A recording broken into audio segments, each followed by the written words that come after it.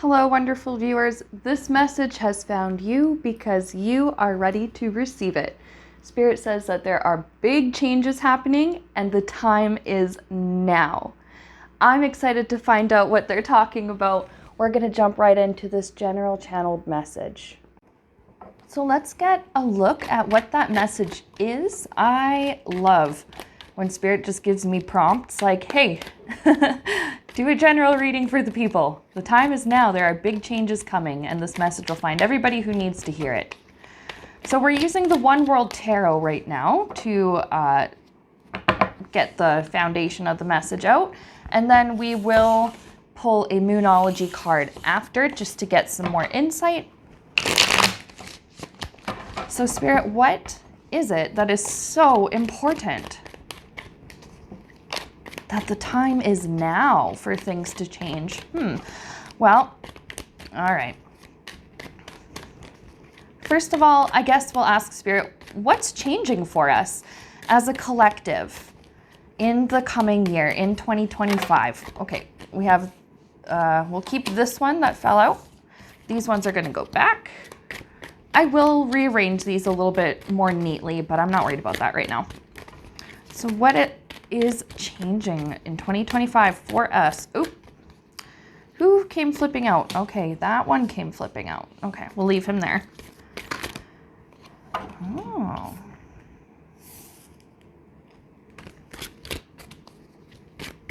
Interesting. Yeah, we'll pull four tarot plus the bottom of the deck. So I guess that's 5 tarot. And I'm trying to arrange these so that the light glare isn't so bad. Just a minute. Okay, fascinating. The biggest change I see that's coming for us in 2025 is simply that we won't be so easy to fool. And I get that that song by The Who, you know, won't get fooled again, won't get fooled again. That's my lovely singing this morning. Anyway, that's been stuck in my head actually ever since a few minutes ago or seconds ago when we had that 7 of Swords come flipping out. We are able to, I think, discern who is genuinely charming and charismatic, because some people are actually good, you know, good communicators. They got the charisma. They're very good at relating to people and connecting with people, and they're very impressive and creative people, and are still genuinely good, and it is all real, and the charm and stuff is genuine and not meant to be a manipulation tactic. So we're going to be able to, I think, weed out who is genuinely this personable and, you know, this like believable and bombastic, and who's simply just faking, who's lying to you. 7 of Swords, this one is all about like trickery and deceit and theft. We're not going to be, we're just not going to be so easy to fool this time. We're not going to be so easy to steal from, to manipulate, to gaslight. I know people throw, you know, that word around, oh, they're gaslighting me, but it is an actual real thing. And there are people out there who are quite toxic or quite abusive and will use gaslighting to, you know, make you question your own perception of reality and question your own emotions. You know, it's when somebody, let's say somebody steals from you and you know something is missing from your thing, and you go to ask them and they're like, no, I didn't do that. You misplaced it. No, you broke that 3 weeks ago. Don't you remember? Oh, you don't remember? You must be crazy. Or, you know, they come up with ways to make you question your reality and your situation, even though your gut feeling is like, actually, I know something is off here. So we're going to be able to, I think, determine who these people around us are and cut ties. Now, there are cases in which there are these deceptive, manipulative, you know, people that are harder to cut ties with. Sometimes maybe some people live in the same house as one, or they're employed by one. But I'm still getting like, even if you cannot physically leave them entirely. There's this mental and emotional disconnect from them, so that what they do to you no longer, like, it no longer hurts. It no longer has you confused. Excuse me. It no longer has you in two minds. Well, I mean, my gut feeling says that this was not right, what he did or what she did. But I mean, rationally and logically, I mean, I maybe I did forget and misplace my item, you know, or, well, you know, maybe I was being too sensitive. Maybe I am just over dramatic. You're not going to be in that two-minded state anymore. You're going to be like, no, I know what I'm feeling, and I know what I remember, and I know what I experienced, and I'm going to trust my gut on this one. We are being gifted with truth and clarity, the ability to really to cut through. I'm seeing something about, I mean, okay, this hand is coming out of a cloud here, but I'm seeing something about being able to cut through the fog, which is really, I think, a weird kind of way to put it, because normally, you know, you wouldn't normally do that. You normally just have a light to navigate through the fog. But, oh, okay, so Spirit's showing me, oh, okay, kind of like this play on words where, you know, when you say, oh, you could cut the tension with a knife, well, it's like you could cut the fog, the illusion with a knife. You could cut the, oh, what is the word I'm looking for? The smoke screen. You could cut through that smoke screen with a knife, and that knife is like with truth and with clarity and with sharper intuition. So what's changing, to sum it up here, our intuition, our gut feelings are becoming much sharper. We are becoming much more confident when it comes to trusting our gut feeling, and trusting our memory, and trusting what we've experienced, and how, you know, whatever it is that this person or these kind of people are doing, like, we're able to trust our own judgment on, I feel this is right or I feel this is wrong. Okay, I'm going to, oh, well, I was going to put our Ace of Swords down and then shuffle, but I noticed we also have the Emperor on the bottom. It's like we're becoming the boss of our own selves. We're not so easily controlled anymore by this charismatic or faux charismatic, charming, you know, I still would say manipulative. Normally I don't get manipulative energy from that King of Wands, but in this case, we, as a collective, we're being manipulated or are dealing with people. I think there's an overarching theme, and then there are kind of more specific things going on. So overarching, it's like in general, we're being manipulated by some kind of like charismatic, this is often sometimes considered the charismatic leader. So some people maybe are being, I don't want to say brainwashed, but like gaslit, legitimately gaslit, or lied to or tricked by, you know, somebody who's in power.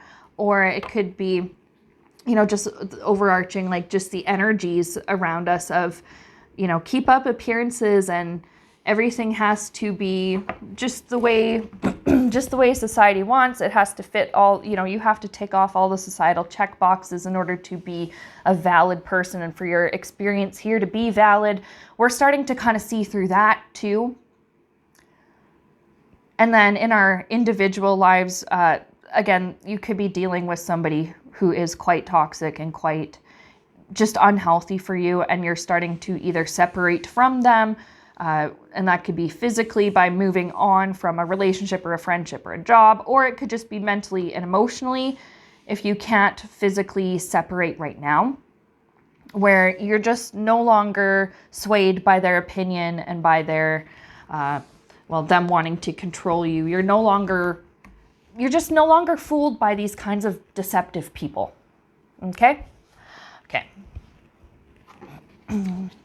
Actually, we're going to just put these all back.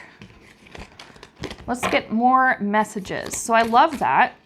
We're sticking to our guns in 2025 and we're standing up for ourselves.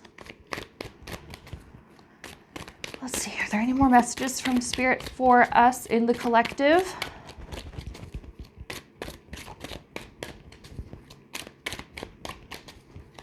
Let's get some advice, how about? Because for a lot of people, learning how to stand up for yourself can be very intimidating, and some people have never been taught that skill at all. So what's the advice here for us, Spirit?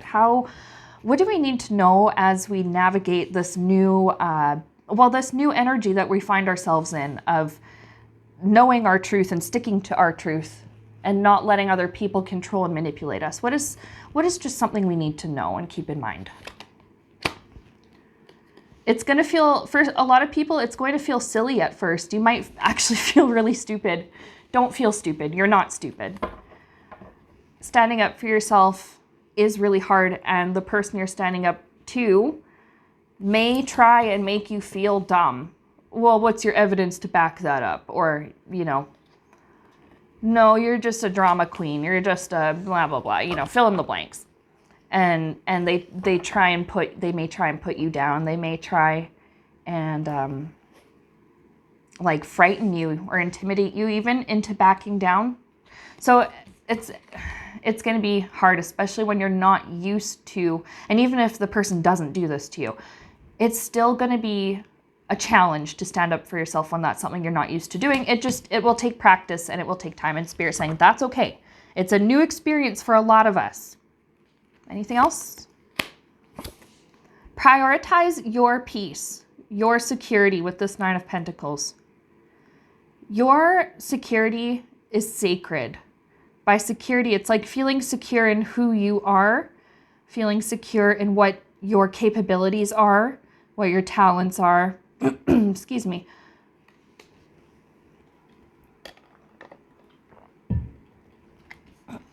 And what you know to be true inside.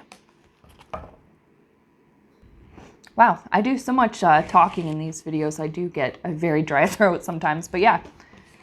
Prioritizing your peace and being secure, like I said, in who you are and what you do and what you're capable of and what you know your truth and your experience is.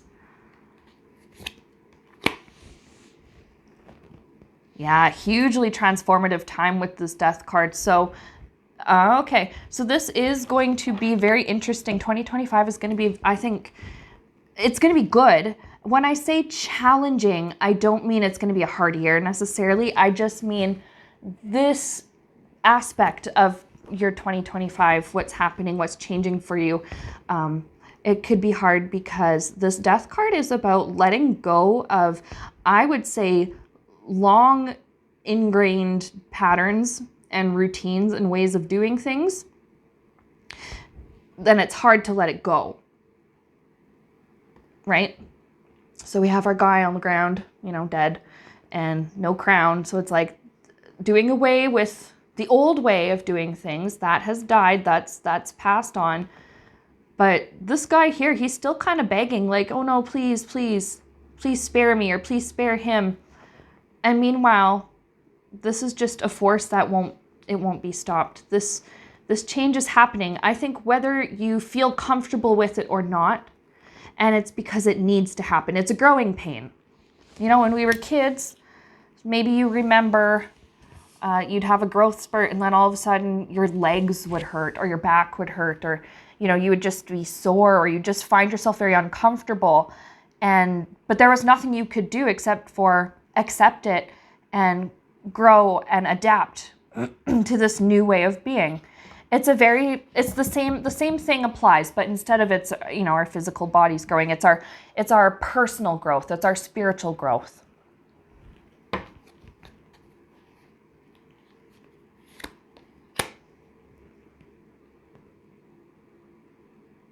Ten of Cups, emotional and spiritual satisfaction.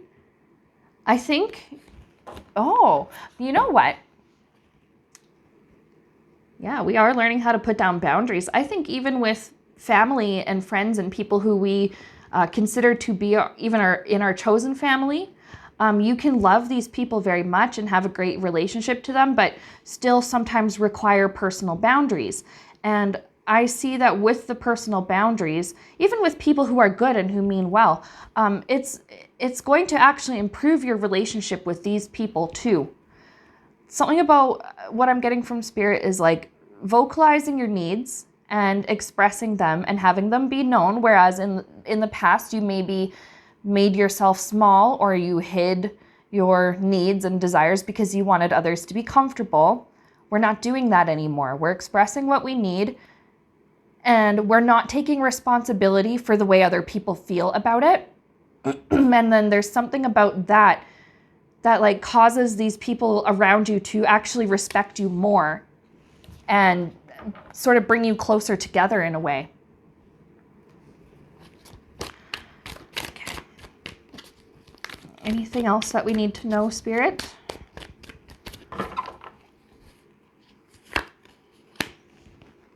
Yeah, Spirit's saying you've struggled for long enough. It's time to let that go. I think we're going to